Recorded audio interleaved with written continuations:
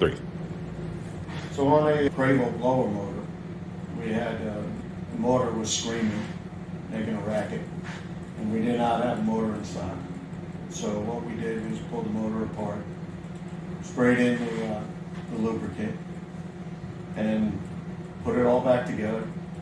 The motor's been running for a good month now without an issue.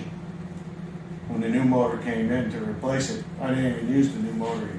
I'm just leaving that motor in there. And I know enough about the product, and we've had similar circumstance.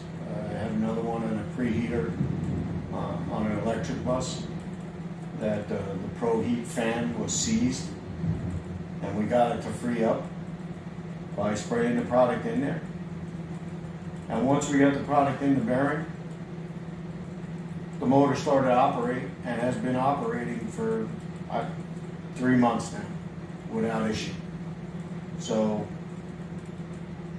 as far as I'm concerned, that product has shown me so many benefits to my operation that I'd be foolish to, not use it for just about everything that we see has bearing metal surface to surface contact. Just an outstanding product all around. Thanks.